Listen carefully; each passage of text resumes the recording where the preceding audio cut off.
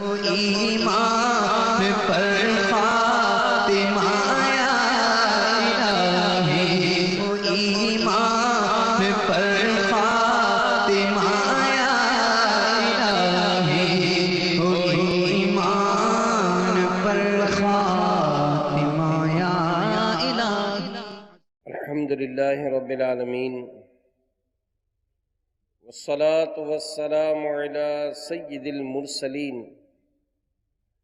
اما بعد فاعوذ باللہ من الشیطان الرجیم، بسم اللہ الرحمن الرحیم۔ الصلاة والسلام علیک یا رسول اللہ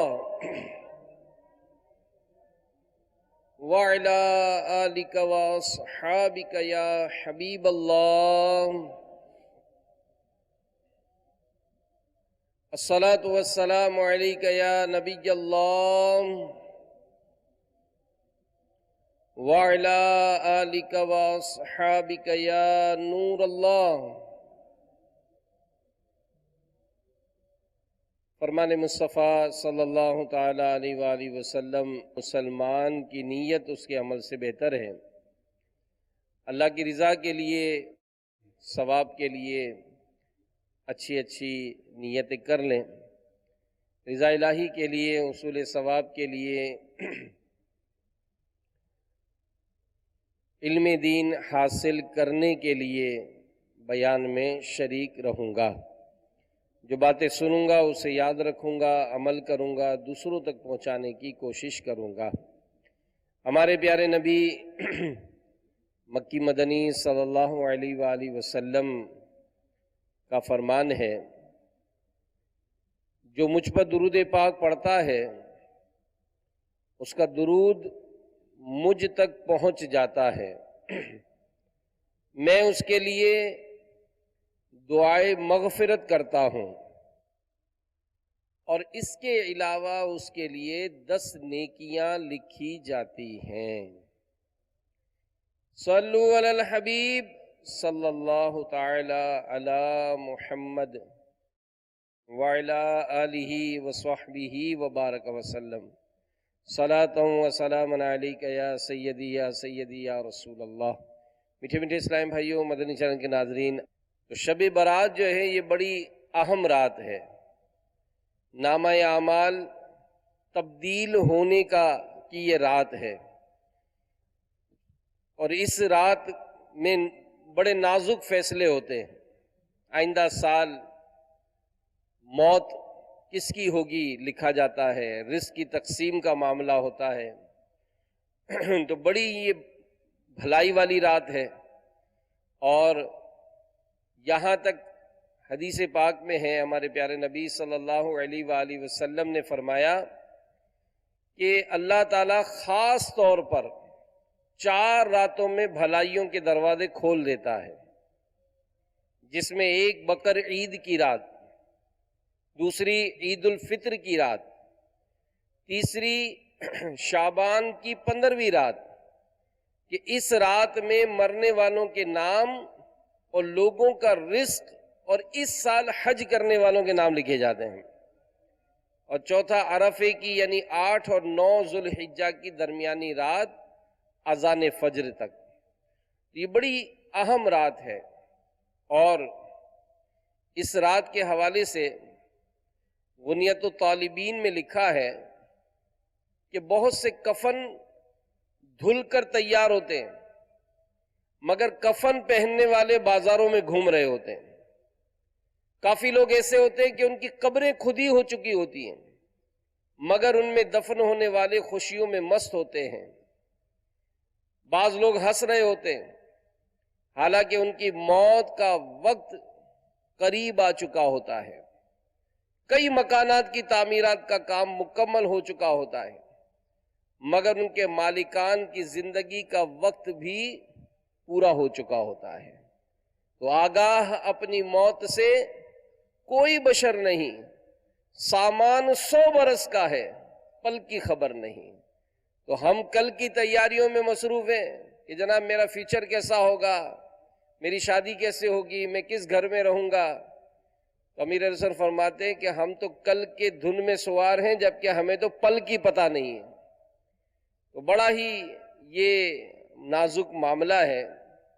اور حدیث پاک سنیے، ام المومنین حضرت سیدتنا عائشہ صدیقہ رضی اللہ تعالی عنہا روایت کرتی ہیں کہ اللہ عز و جل کے محبوب صلی اللہ علیہ وآلہ وسلم نے فرمایا کہ میرے پاس جبریل آئے علیہ السلام اور کہا کہ شعبان کی 15ویں رات ہے، اس میں اللہ تعالیٰ جہنم سے اتنوں کو آزاد فرماتا ہے جتنے بنی کلب کی بکریوں کے بال ہیں، مگر کافر، عداوت والے، رشتہ کاٹنے والے، کپڑا لٹکانے والے اور والدین کی نافرمانی کرنے والے اور شراب کے عادی کی طرف نظر رحمت نہیں فرماتا.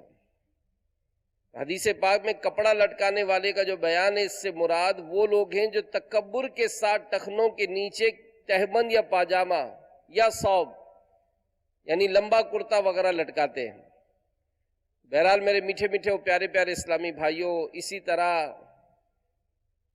کروڑوں حنبلیوں کے پیشوا امام احمد بن حنبل نے حضرت سیدنا عبداللہ ابن عمرو رضی اللہ تعالی عنہما سے جو روایت کی، اس میں قاتل کا بھی ذکر ہے.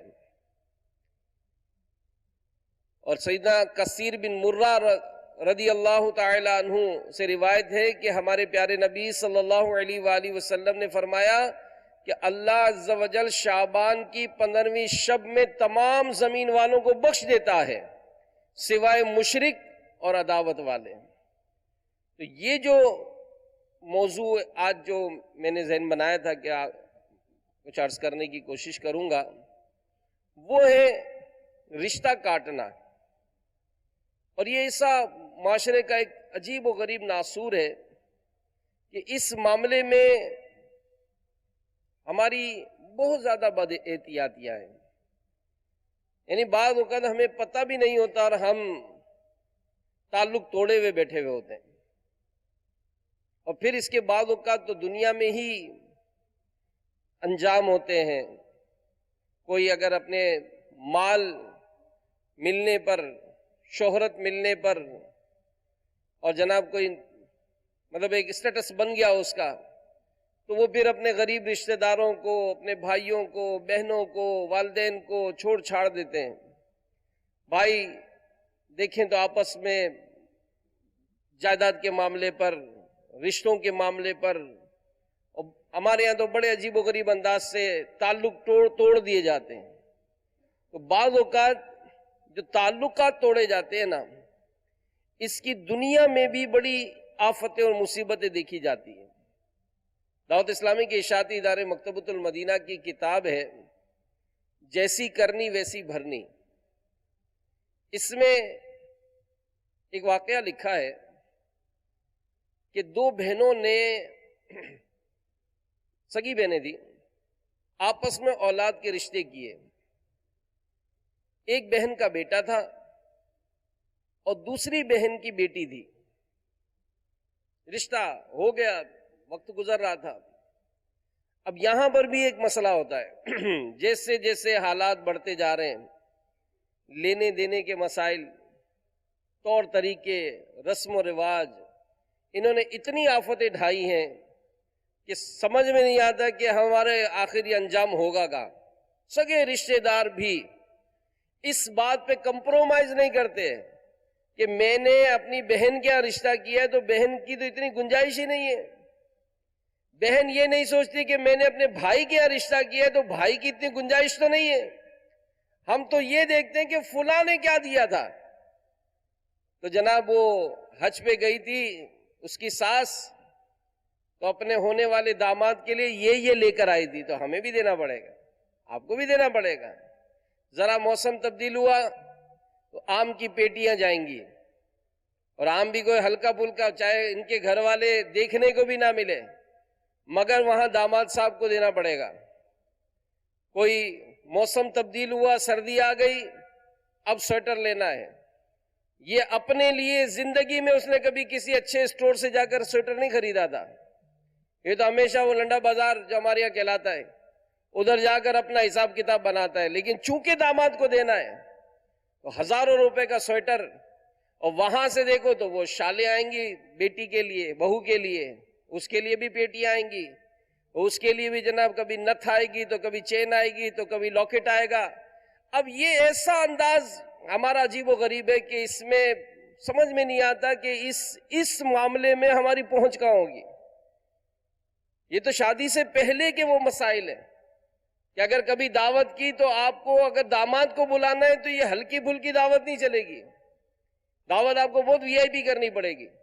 اس میں آپ کو جو پکانے کا جو معاملہ ہے یہ بھی گھر کا پکاوا نہیں چلے گا، 2 3 4 6 8 ڈشیں آپ کو باہر کی بھی لانی پڑیں گی۔ بھلے داماد نخرے کر کے کہے کہ میں نے نہیں کھانا، کچھ کھائے نہیں، یہ الگ معاملہ ہے کہ جس کے لیے دعوت کی جاتی ہے وہ چکھتا بھی نہیں ہے، نہیں میرا پیٹ بھر گیا، حالانکہ یہیں ساس کے گھر سے اتر کر وہ ہوٹل جا کے کھانا کھاتا ہے، میں بوتل نہیں پیتا ہوں، باہر جا کے 2 بوتلیں پیے گا۔ تو یہ ایک الگ انداز ہے ہمارا۔ تو اس معاملے میں پھر کیا ہوتا ہے، وہ بیچارے قرضہ لیتے ہیں، قرضہ یعنی حج کرنے اگر کوئی جائے تو جتنا شاید اس کو حج کرنے کا ٹکٹ بھرنا پڑتا ہے اتنا اس کو ہمارے یہاں ہدیوں کے نام پر جمع کرنا پڑتا ہے۔ عمرہ کرنے جائے تو جناب جتنا عمرہ کرنے گیا تو طواف، عمرے، یہ معاملات کم، اور بیٹی کی ساس کے لیے خریداری زیادہ، اس کا ٹینشن زیادہ کہ جناب یہاں مکے میں آئے تو کیا میں اپنی بیٹی کی ساس کے لیے نہیں لے جاؤں گی، اس کی نندیں کیا بولیں گی، لے تیری ماں نے یہ دیا ہم کو۔ اب یہ کیسا عجیب و غریب انداز ہے۔ اور پھر اس میں جب بات بڑھتی ہے تو کیا ہوتا ہے سنیے، وہ 2 سگی بہنوں نے آپس میں رشتہ کیا، رشتہ ہوا، وقت گزرتا رہا، ایک دن کسی بات پر دونوں بہنوں کی بحث ہوئی، بحث بڑھتے بڑھتے تلخ کلامی کی صورت اختیار کر گئی۔ وہ جو لڑکی تھی اس کی نظر کمزور تھی، چشمہ پہنتی تھی۔ لڑکے کی ماں جو کہ سگی بہن تھی، اس نے اپنی بہن سے کہا کہ میں تیری اندھی لڑکی سے اپنے صحیح سلامت بیٹے کی شادی نہیں کروں گی، میں رشتہ توڑتی ہوں۔ یہ اس بات کا انجام ہوا، وہ سگی بہن اپنی دوسری بہن سے رشتہ توڑ کر گھر جا چکی تھی۔ اب آپ بتائیں کہ جس کی بیٹی ہو، نظر کمزور ہے، آپ نے جبھی تو رشتہ کیا تھا، پہلے بھی کیا تھا نا، اب بات بڑی، رشتہ ختم ہوا، لیکن ساتھ میں تانا بھی مارا کہ میں تیری اندھی بیٹی کے ساتھ اپنے صحیح سلامت بیٹے کا رشتہ نہیں کروں گی۔ رشتہ توڑ کر وہ چلی گئی، غصے میں تو تھی، گھر جا کر اپنے کام کاج میں مصروف ہو گئی۔ کچھ لوہے کے پائپ نیچے رکھے ہوئے تھے، اپنے بیٹے کو کہا کہ بیٹا ذرا ان سب کو چھتوں پہ چڑھا دو، یہ سارے پیروں میں آ رہے ہیں، اس کو چھت پہ چڑھاؤ۔ وہ بیٹا جو ہے وہ کسی کو لے کر آیا، وہ اوپر چڑھا، یہ نیچے سے پائپ دینے لگا۔ اچانک ایک پائپ اوپر والے کے ہاتھ سے چھوٹا اور نیچے اسی لڑکے کا جس کا رشتہ کیا تھا اس کی آنکھ پر جا کر لگا۔ دیکھتے ہی دیکھتے وہ آنکھ باہر آ گئی۔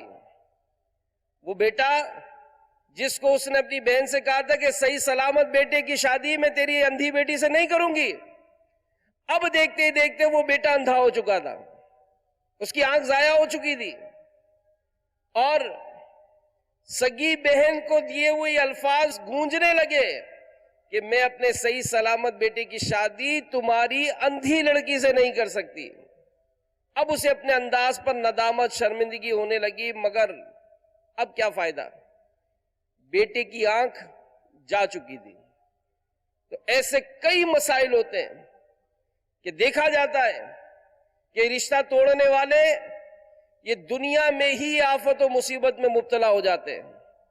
یہ جس نے اپنی دولت پر غرور کر کے اپنے رشتہ داروں سے تعلق توڑا تھا، اپنے سگے بھائی کے رشتہ توڑا تھا، اپنی بہنوں سے اس نے تعلق توڑ دیا تھا، جس دولت پر اس کو گھمنڈ تھا آج اس کے ہاتھ میں وہ دولت نہیں تھی، جس عہدے پر اس کو ناز تھا اس عہدے پر اس کو ہٹا دیا گیا۔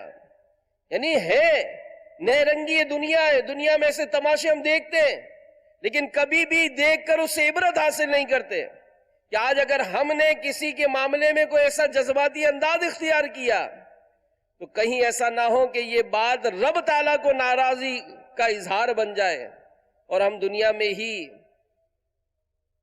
عبرت کا نمونہ نہ بن جائیں۔ تو میرے میٹھے میٹھے اور پیارے پیارے اسلامی بھائیوں، ہم اپنی نفسانی ضد کی خاطر آپس کے رشتے توڑ دیتے ہیں، بلکہ میں کہوں تو غلط نہ ہوگا کہ معاذ اللہ اس معاشرے میں خون کے پیاسے ہو جاتے ہیں۔ خون کا پیاسا کون ہے؟ بھائی بھائی کا خون کا پیاسا ہو گیا۔ خون کا پیاسا کون ہے؟ والدین، ماں باپ اپنی اولاد کو آگ کرنے کے لیے تیار ہو جاتے ہیں۔ خون کا پیاسا کون ہے؟ بیٹا ہے، بیٹا جو اپنے باپ کو قتل کرنے کے، اس کو مارنے کے عزائم بنا رہا ہے۔ کیوں؟ کہ اس کو میں ماروں گا تاکہ اس کی دولت مجھے مل جائے گی۔ تو میرے میٹھے میٹھے پیارے پیارے اسلامی بھائیوں، اور پھر اس میں جو غریب رشتہ دار ہوں ان بیچاروں کو کون پوچھتا ہے؟ ان کو کون خاطر میں لاتا ہے؟ بلکہ اب تو ہمارا اسٹیٹس اتنا بڑھ گیا کہ اگر شادی کی تقریب بھی کرنی ہے تو دو کرنی ہے۔ ایک وہ کرنی ہے کہ جس میں ہمارے دوست، ہمارے لیول کے لوگ اس تقریب میں شرکت کریں گے، اور ایک دعوت جا کے گاؤں میں کرنی ہے تاکہ ہمارے جو غریب رشتہ دار ہیں نا سب کو وہاں نمٹانا ہے، کہ کہیں ایسا نہ ہو کہ میری اس اچھی بڑی تقریب میں میرے غریب رشتہ دار نہ، یہ نہیں چاہیے۔ غریب رشتہ داروں سے منہ توڑا جاتا ہے، بات بات پہ منگنیاں توڑ دی جاتی ہیں، بلکہ کیا کہیے، بات بات پر اب تو شادیاں توڑ دی جاتی ہیں، طلاق ہو جاتی ہے، بچے رکھ لیے جاتے ہیں۔ تو بیٹا رکھ لے، ہم بیٹی نہیں دیں گے، ہم بیٹا نہیں دیں گے۔ ارے سوچو تو صحیح، جو بیٹا ایک رات اپنی ماں کے بغیر رہتا نہیں تھا، آج آپ نے اس کو اس کی ماں سے دور کر دیا۔ آپ کو اللہ سے ڈر نہیں لگتا؟ بڑے ہو کر آپ ایسے فیصلے کرتے کہ آپ اس کو اس کی ماں سے دور کر رہے۔ ایک رات بچہ، آپ اندازہ لگائیں، ایک گھر میں اگر ماں چلی جائے، ایک رات بچہ اپنی ماں کے بغیر نہیں رہتا، اور یہ خاندان کے بڑے فیصلے کرتے کہ تم بیٹا رکھ لو، تم بیٹی رکھ لو۔ ارے پوچھو تو صحیح اس کی ماں کو کس طرح سے وہ اپنی راتیں گزارے گی، وہ ان بچوں کی کیا کیفیت ہوگی جو ایک رات اپنی ماں کے بغیر نہیں رہتے تھے، آپ نے پوری زندگی کے لیے دور کر دیا۔ اس کا باپ دروازے کھٹکھٹا رہا ہے کہ مجھے اپنے بچوں سے ملنے دو، اور آپ اتنے ظالم ہو گئے کہ آپ اس کے سگے باپ سے ملنے نہیں دے رہے۔ تمہارا باپ مر گیا، ارے تم کو اللہ سے ڈر نہیں لگتا؟ تم کس طرح سے زندگی گزارو گے؟ جیتے جی اگر تم کوئی عبرت کا نمونہ بن گئے تو کیا ہوگا تمہارا؟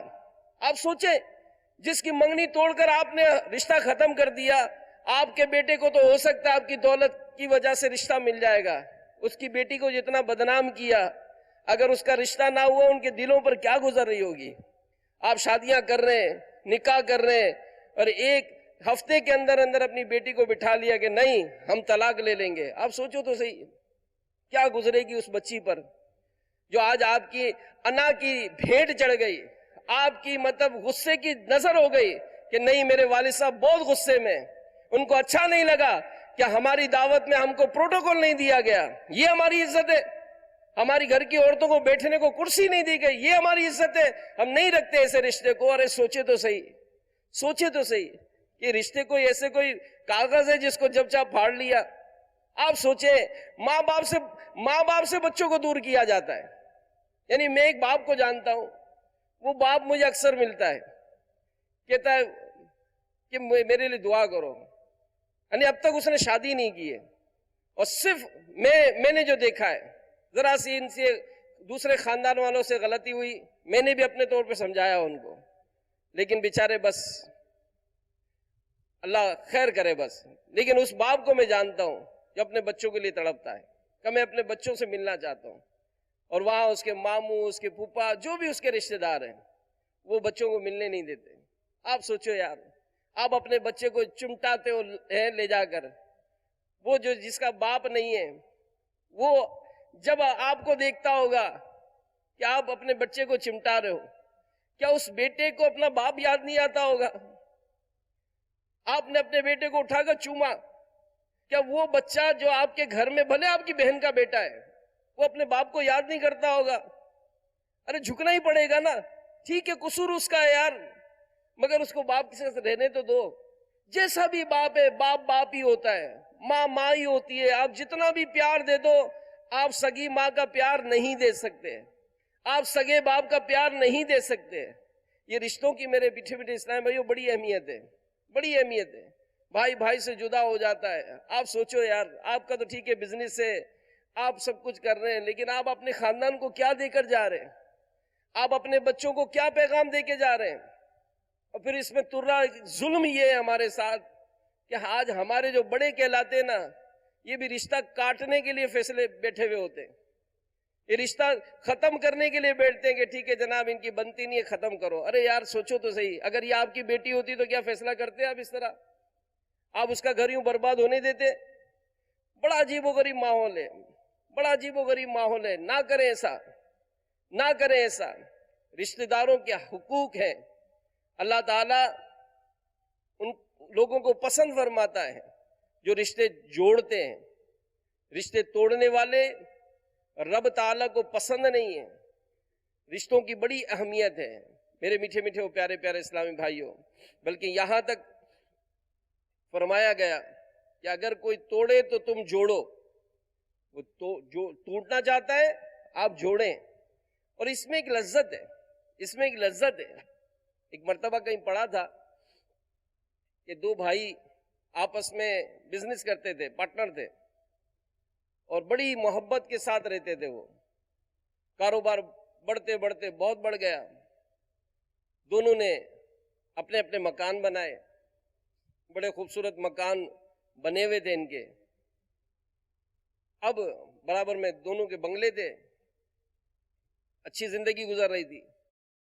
اچانک کسی نقصان کے سبب یا کوئی کاروباری معاملے کے سبب دونوں بھائیوں میں تلخ کلامی ہو گئی، بات بڑھتے بڑھتے زیادہ بڑھ گئی، یہاں تک کہ دونوں نے پارٹنرشپ ختم کر دی، کاروبار ختم کر دیا۔ اب جب اس طرح کے جب فیصلے ہوتے ہیں نا، تو یہاں پر بھی جھکاؤ نہیں ہوتا ہے، کھچاؤ ہوتا ہے۔ اب وہ کھچاؤ کا سبب یہ بنا کہ اور وہ نفرت کی آگ اور بھڑک اٹھی۔ شیطان نے اپنا کام دکھایا، کیونکہ رشتے شیطان توڑتا ہے، رشتے شیطان توڑتا ہے۔ وہ نفرت اتنی بڑی کہ لڑائی جھگڑا ہو گیا، اور تل کلامی گلم گلوچ تک ہو گئی، اور سب دونوں نے فیصلہ کیا کہ بس ٹھیک ہے، آج سے آپ کا میرا کوئی تعلق نہیں ہے، نہ تم ہمارے گھر آنا نہ میں تمہارے گھر آؤں گا، رشتہ ختم۔ بڑا بھائی جس نے کاروبار کو سیٹ کیا تھا اس کو بہت غصہ آیا، اس نے بلایا ایک ٹریکٹر والے کو، اس نے کہا کہ ہمارے دونوں برابر میں گھر ہے، ان گھروں کے درمیان ایک گہرا کھڈا کھود دو، ایک چھوٹی سی نہر ٹائپ کی بنا دو، اور اس میں پانی بھر دو، میں اس سے کوئی تعلق نہیں رکھنا چاہتا ہوں۔ دوسرے دن ٹریکٹر آیا، اس نے جانا بہت بڑا جو ہے وہ نالا ٹائپ کا بنایا، پانی چھوڑ دیا گیا۔ اب شیطان تو اس طرف آگ اور لگاتا ہے نا، تو شیطان نے اور آگ لگائی، اور دوسرے بھائی نے جب یہ دیکھا تو اس کو اور غصہ آیا۔ اس نے کہا کہ اس نے یہ راستہ بنایا، میں اس کے درمیان دیوار کھڑی کروں گا، میں اس کو کیا اس کے گھر کو بھی دیکھنا گوارا نہیں کرتا ہوں۔ فوراً اس نے کارپینٹر کو بلایا اور کہا کہ میں اس طرح سے چاہتا ہوں، یہ میرے بھائی کا گھر ہے، اور میں چاہتا ہوں کہ میرے گھر سے بالکل نظر ہی نہ آئے، میں اس کو کیا اس کے گھر کو بھی دیکھنا نہیں چاہتا ہوں، اس سے میرا کوئی تعلق نہیں ہے، تم ایسا مجھے کوئی آڑ بنا دو، ایسی دیوار بنا دو۔ اس کارپینٹر نے کہا کہ کوئی مسئلہ نہیں ہے، اس طرح کا سامان مجھے لا دو، میں بنا دیتا ہوں۔ کہا کتنے دن لگیں گے؟ کہا ایک رات میں بنا دوں گا، بس آپ مجھے سامان لا دو، بس آپ کا کام ختم۔ اس نے سامان لکھوایا، دوپہر ہوئی تو اس نے اپنی لکڑیاں وکڑیاں کاٹنا شروع کی۔ اس شخص نے کہا کہ تم کیا کرو گے؟ کہ بس آپ آرام کریں، آپ جب صبح اٹھیں گے آپ کا کام تیار ہوگا۔ اب وہ رات بھر کام کرتا رہا، وہ جا کر سو گیا۔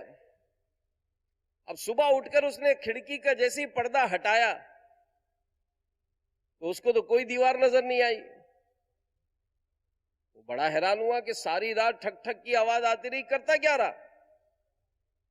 یہ باہر نکلا تو کاریگر جو ہے وہ اوزار سمیٹ رہا تھا۔ اس نے کہا یہ دیوار تم نے بنانی تھی، کیا بنایا تم نے؟ تو اس نے اشارہ کیا تو دیکھا کہ اس نے دیوار نہیں بنائی تھی بلکہ ایک پل بنایا تھا، ایک پل بنایا تھا جو اس نہر کے پار اس طرف جاتا تھا۔ وہ بڑا حیران ہو کر پل کے قریب گیا تو دیکھا کہ پل کے اس طرف بھائی کھڑا ہوا ہے۔ اب جیسے ہی بھائیوں کی نظریں جلی نا تو محبت نے جوش مارا، اللہ کی رحمت شامل حال ہو گئی. بڑا بھائی ادھر سے چڑھا، چھوٹا بھائی ادھر سے چڑھا، دونوں کے بیوی بچے بھی چونکہ ساتھ ہی رہتے تھے، محبتیں تھیں. بس ایسا کرنا ہوا کہ دونوں کی فیملی چڑھی اور بڑا بھائی دوسرے بھائی سے جا کر گلے مل گیا اور تعلق ہو گیا، سارے گلے شکوے دور ہو گئے. اب دیکھا تو وہ کارپینٹر جو تھا وہ بیگ اٹھا کر جا رہا تھا. وہ شخص جس نے اس سے کام کروایا تھا دوڑا دوڑا گیا کہ بھائی تم تو میرے محسن ہو، میں تمہیں جانے نہیں دوں گا، اب تم میرے پاس ہی رہو، بس یہی رہو. کہا نہیں نہیں مجھے جانا ہے. کہا کہاں جانا ہے؟ اس نے کہا ایسے کئی پل بنانے ہیں مجھے، ایسے کئی پل بنانے ہیں مجھے. تو ہم یہ دیکھیں کہ ہم ایسے پل بنا رہے ہیں یا دیواریں بنا رہے ہیں؟ ارے پل بنائیں، آپس میں تعلق جڑوائیں، محبتیں قائم کریں. یہ نہیں ہو کہ جناب بیٹھ کر فیصلے کر دیے اور آپ نے جناب کہ ٹھیک ہے اگر اس کے کوئی مفتی صاحب سے بیٹھ کر کوئی ایسا شریف فیصلہ لینا ہے وہ ایک الگ بات ہے، مگر کوئی کوشش تو ہونا یار. اگر ایک غصے میں ہے تو تھوڑا سا اس کو کہیں گھما پھرا کر تھوڑی کچھ بات چیت کر کے کہیں نہ کہیں تو اس کو سمجھانے کی کوئی ایسی راہ تو نکالی جائے نا، کوشش تو کی جائے کہ جس میں ہمارے یہ آپس میں رشتے قائم ہو جائیں. ورنہ بہت رشتے کمزور ہو گئے، ہمارے رشتے بہت کمزور ہو گئے. اور کسی نے اس معاملے میں بہت ہی وہ باتیں لکھی ہیں. بہرحال میرے میٹھے میٹھے پیارے پیارے اسلامی بھائیوں، مدنی چینل کے ناظرین، ہم اپنا اس معاملے میں محاسبہ کریں، بھائی بھائی کا ادب کریں، رشتہ داروں کے ساتھ حسن سلوک یہ ہمارے مذہب نے، ہمارے دین نے ہم کو اس کی تعلیم دی ہے. چنانچہ حضرت سیدنا عاصم رضی اللہ تعالی عنہ سے روایت ہے کہ رسول اللہ صلی اللہ علیہ وآلہ وسلم نے ارشاد فرمایا کہ جس کو یہ پسند ہو کہ عمر میں درازی، عمر بڑھ جائے، رزق میں فراخی، رزق بڑھ جائے، اور بری موت دفعہ ہو، وہ اللہ تعالیٰ سے ڈرتا رہے اور رشتہ داروں سے حسن سلوک کرے. رشتہ داروں سے حسن سلوک کرے جس کو صلہ رحمی کہا جاتا ہے. اور دعوت اسلامی کے اشاعتی ادارے مکتبۃ المدینہ کی کتاب بہار شریعت، اس کے 16ویں حصے میں لکھا ہے کہ صلہ رحم کے معنی رشتے کو جوڑنا ہے، یعنی رشتے والوں کے ساتھ نیکی اور سلوک کرنا. ساری امت کا اس پر اتفاق ہے کہ صلہ رحم واجب اور قطع رحم یعنی رشتے کو توڑنا یہ حرام ہے.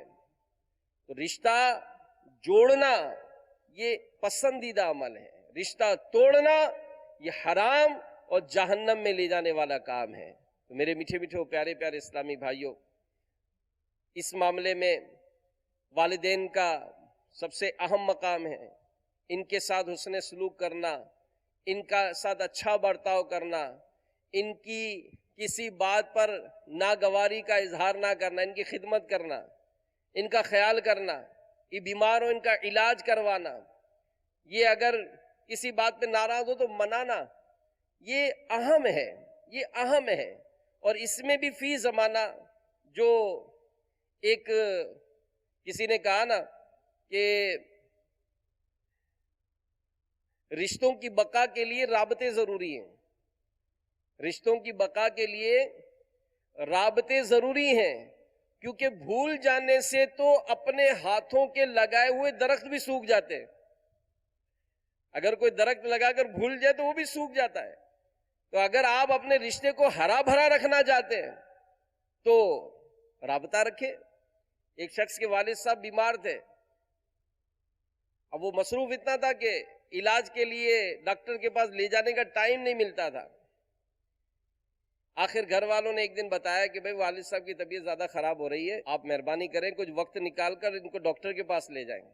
خیر اس شخص نے سوچا کہ ٹھیک ہے کل چھٹی کر لیتا ہوں، والد صاحب کو ڈاکٹر کے پاس لے جاؤں گا. اس نے دوسرے دن چھٹی کی. والد صاحب کو تیار کیا، ڈاکٹر کے پاس لے کر گیا. ابھی گاڑی میں ہی تھے کہ اچانک آفس سے فون آ گیا کہ آپ فوراً آفس پہنچے، فلاں فلاں کام کریں اور 1 گھنٹے کے اندر اندر اس کی رپورٹ کرنی ہے. اب اس کی ایک اچھی پوسٹ تھی. جیسے ہی پیغام ملا اب یہ سوچنے لگا کہ والد صاحب کو تو میں ہاسپٹل لے جاؤں یا آفس کا کام کروں. تو اس کو خیال ہوا کہ راستے میں دوست کا آفس ہے، میں والد صاحب کو آفس میں بٹھا دیتا ہوں، اس کی یہ کام نمٹا کر پھر ہاسپٹل دکھا دوں گا. وہ گیا اپنے دوست کے آفس میں، والد صاحب کو بٹھایا اور اپنے آفس چلا گیا. 2-3 گھنٹے کے بعد جب یہ آفس پر آیا دوست کے، تو والد صاحب بڑے سیٹ تھے، بڑے خوش تھے اور کہنے لگے بیٹا میری طبیعت بہتر لگ رہی ہے، اب مجھے اسپتال نہیں جانا، گھر چلو. اس نے بھی دیکھا کہ والد صاحب بڑے سیٹ لگ رہے تھے. خیر یہ گھر لے آیا. اب گھر لے آیا اور اپنے کام پہ چلا گیا. وہ دوسرے دن جب صبح اٹھا تو پتا چلا کہ والد صاحب صبح صبح اٹھے، ناشتہ کیا اور یہ کہہ کر گئے کہ میں دوست کے آفس میں جا رہا ہوں، بیٹے کے دوست کے آفس جا رہا ہوں. اب اس کو بڑا حیرانگی ہوئی کہ خیر اب یہ روز کا معمول بن گیا. والد صاحب صبح اٹھتے، دوست کے آفس چلے جاتے اور طبیعت بھی بڑی سیٹ ہو گئی، بڑے خوش رہنے لگے. اب یہ بڑا حیران کہ دوست نے آخر ایسا کون سا علاج کر دیا کہ میرے والد صاحب صحیح ہو گئے. کسی ڈاکٹر کو بھی نہیں دکھایا، کوئی دوائی بھی استعمال نہیں ہو رہی، والد صاحب کیسے سیٹ ہو گئے. خیر یہ چند دنوں کے بعد دوست کے پاس گیا اور کہنے لگا یار بڑی عجیب سی بات ہے، میں آپ سے ملنے آیا ہوں کہ والد صاحب آج کل روز آپ کے پاس آ رہے، تو آخر تم نے ایسا کیا کر دیا کہ والد صاحب میرے صحیح ہو گئے، طبیعت بھی صحیح ہو گئی، کوئی علاج بھی نہیں ہو رہا. تو دوست مسکرایا اور کہنے لگا کہ اس دن جب تم مجھے میرے پاس چھوڑ کے گئے تھے نا، تو میں نے کرسی اٹھائی اور گیلری میں کرسی پر ان کو بٹھایا، پھر ٹیبل لگائی، پھر ان کے لیے چائے منگائی، ان کو بسکٹ دیے اور سامنے کرسی لگا کر میں بیٹھ گیا. اب یہ چائے پیتے رہے اور اپنی پرانی باتیں کرتے رہے، میں سنتا رہا. چائے ختم ہوئی، اتنی دیر میں تم آ گئے، تم لے گئے ان کو. اب یہ روز آتے، میں کرسی اٹھاتا ہوں، گیلری میں لگاتا ہوں، چائے منگاتا ہوں، بسکٹ منگاتا ہوں، یہ چائے پیتے رہتے، میں سامنے بیٹھا رہتا ہوں، یہ سناتے رہتے اپنی، میں سنتا رہتا ہوں. چائے ختم ہو جاتی، گھر چلے جاتے، بس یہ علاج ہے. تو اس کو بھی سمجھ میں آ گیا کہ آج میرا بھی جو تعلق ہے نا وہ ہے ہی نہیں، میں بیٹھ نہیں پا رہا ہوں، میں مل ہی نہیں پا رہا ہوں. میرا مطلب عجیب و غریب اس طرح کا حال ہے کہ ہمارے اس طرح کے تعلق نہیں رہے. ہم اس طرح سے کبھی کسی کی کوئی سنتے نہیں ہیں. بھائی بھائی سے ناراض ہو گیا، ارے بڑے بھائی جان آپ غور تو کریں، آپ نے اس کو پلایا بڑھایا ہے، اس کو پڑھ لکھ کر اس قابل بنایا، اس کے کاروبار میں اس کی معاونت کر کے اس کو اتنا بڑھایا، یہ کیسے آپ سے ناراض ہو سکتا ہے؟ ٹھیک ہے کوئی شیطانی ایسا خیال آ گیا، آپ بیٹھے تو صحیح اس کے ساتھ. ارے یہ بہن جس سے آپ نے رشتہ توڑ دیا، آپ سوچے تو صحیح، یہ وہی بہن تو ہے کہ ماں کے انتقال کے بعد اس نے ماں بن کر آپ کو پالا تھا. آج یہ کیسے آپ سے رشتہ توڑ سکتی ہے؟ اس سے تعلق آپ کا کیسے ختم ہو سکتا ہے؟ بات تو یہ سمجھنے کی ہے نا، کوئی بٹھے تو صحیح آپس میں، کوئی سوچے تو صحیح کہ آخر کیا وجہ ہو گئی کہ 45 سال بھائی کی عمر ہے، 50 سال بہن کی عمر ہے. ارے انہوں نے آپس میں رشتے آخر توڑے کیوں ہیں؟ وجہ کیا بنی ہے؟ کہیں ایسا تو نہیں کہ ہم نے ایک دوسرے کو سنا ہی نہیں، ہم نے ایک دوسرے کو سمجھا ہی نہیں. ارے بھائی بھائی کا کیسے نفرت کر سکتا ہے؟ بہن بہن سے کیسے تعلق توڑ سکتی ہے؟ ایک ماں کی اولاد ہو کر، ایک باپ کی اولاد ہو کر ہمارے رشتے کیسے ختم ہو سکتے ہیں؟ کیا اس طرح بالکل نازک بنا دیا کہ ہم کو خالی ایک ہماری بریانی کی ٹرے میں آلو نہیں آیا تو میں اپنے بھائی سے رشتہ توڑ دوں گا؟ اس لیے مجھے جناب بیٹھنے کے لیے پوچھا نہیں، تو کیا میں اس بات پر اس سے اپنا رشتہ ختم کر دوں گا؟ ایک سگی ماں باپ کی اولاد ہو کر کیا ہم اس طرح اپنا تعلق توڑیں گے؟ نہ کریں ایسا، نہ کریں. باپ ناراض ہوئے، اولاد کو چاہیے جائے پوچھیں ان سے کیوں ناراض ہیں. اور پھر جو عورت سے رشتہ ہوتا ہے، عورت سے رشتہ ہوتا ہے، آپ سوچیں، آپ 2 میاں بیوی آپس میں لڑ رہے ہیں، آپ کی ان 2 لڑائیوں کا شکار کون ہوں گے؟ آپ کے 5 بچے، آپ کے 4 بچے، ہو سکتا ہے مرد کو گھمنڈ ہو کہ نہیں چاہیے مجھے، میں دوسری کر لوں گا. آپ تو کر لو گے، 5 بچوں کا کیا بنے گا؟ کیسے رولیں گے یہ لوگ؟ آج عورت سمجھتی کہ مجھے میرا بھائی سنبھال لے گا. کب تک سنبھالے گا؟ جب تک زندہ رہے گا نا. بھائی کے مرنے کے بعد کیا کرو گی تم؟ اپنا گھر نہ چھوڑا جائے، کسی طرح بھی کمپرومائز کیا جائے. اور بات بات پر ہمیں جو ناراضی ہوتی ہے، یہ بھی غلط ہے. یہ بھی غلط ہے کہ جناب کھانا آیا اور جناب مزاج کے خلاف آیا تو آپ برتن پھینک کر نکل گئے. کیوں؟ یہ رشتے ہمارے. نہ کرے ایسا. بھائیوں کا ادب، بڑے بھائی کا ادب. بڑے بھائی کے متعلق فرمایا گیا ہمارے پیارے نبی صلی اللہ علیہ وآلہ وسلم نے کہ بڑے بھائی کا حق چھوٹے بھائی پر ایسا ہے جیسے والد کا حق اولاد پر. کہاں ادب کیا جاتا ہے؟ بڑے بھائی کو تو خاطر میں نہیں لیا جاتا کہ یار بڑا بھائی بس یار وہ تو گاؤں میں رہتا ہے نا. ارے گاؤں میں وہ رہ کر آپ کو شہر میں رکھا اس نے. آپ سوچو تو صحیح، آج جو آپ پڑھ لکھ کر اتنے بڑے ہو گئے تو بھائی کس طرح سے کما کر آپ کی فیسیں بھرتا تھا. آج آپ کو کوئی وقت ہی نہیں ہے، آج آپ کو کوئی اہمیت نہیں ہے. بہنوں کا خیال کریں. آپ یقین مانیں بہنوں کی اگر زندگیوں کا آپ حصہ لیں تو یہ اپنے چھوٹے بہن بھائیوں کا کتنا خیال کرتی ہیں. اور پھر اولاد کا بھی بڑا عجیب حال ہے. بیٹا پیدا ہوگا، خوشیوں سے جناب وہ مٹھائیاں بانٹ رہے ہوں گے، اور بیٹی پیدا ہوگی، مذہبی کہلانے والوں کے فیوز اڑ جاتے. مذہبی کہلانے والے ان کے فیوز اڑ جاتے ہیں جناب کہ جناب وہ پوچھیں گے نا، آئیں گے دعا کریں گے، گھر میں اولاد کا سلسلہ ہے آپ دعا کیجئے گا. چلو جی. پھر کئی دنوں کے بعد پوچھا بھئی کیا ہوا؟ وہ جی وہ بیٹی پیدا ہوئی. اب بیٹی پیدا ہوئی تو اب بیٹی کو کوئی لفٹ ہی نہیں ہے. بیٹیوں کا خیال کریں. ہمارے پیارے نبی صلی اللہ علیہ وآلہ وسلم فرمائے کہ بیٹیاں رحمت والیاں ہوتی ہیں. بلکہ کسی نے بڑی خوبصورت بات کہی کہ ایک مرتبہ ایک شادی ہوئی تو جو میاں بیوی تھے جوڑا، وہ جب اپنے کمرے میں گئے تو انہوں نے آپس میں فیصلہ کیا کہ چاہے کوئی بھی آ جائے اب دروازہ نہیں کھولیں گے. بہرحال وہ تھوڑے وقت کے بعد بیٹے کی ماں آئی اور باپ آیا تاکہ بیٹے کو دعائیں دے سکیں. اب دروازہ کھٹکھٹایا، بیٹا بیٹا. اب بیٹے نے دلہن کو دیکھا، کیونکہ طے کر چکے تھے کہ دروازہ کھولنا ہی نہیں ہے. اب خاموش، جواب ہی نہیں دیا. آخر وہ ماں باپ تھوڑی دیر آوازیں دیتے رہے، پھر چلے گئے. تھوڑی دیر کے بعد بیٹی کی ماں آئی اور باپ آیا. اس نے اپنی بیٹی کو آواز دی، بیٹی بیٹی. اب بیٹی نے، دلہن نے دلہے کو دیکھا اور اس کو پٹا لیا. جا کے دروازہ کھولا اور ماں باپ سے ملی، دعائیں لی، اور پھر بہرحال اندر دروازہ بند ہو گیا.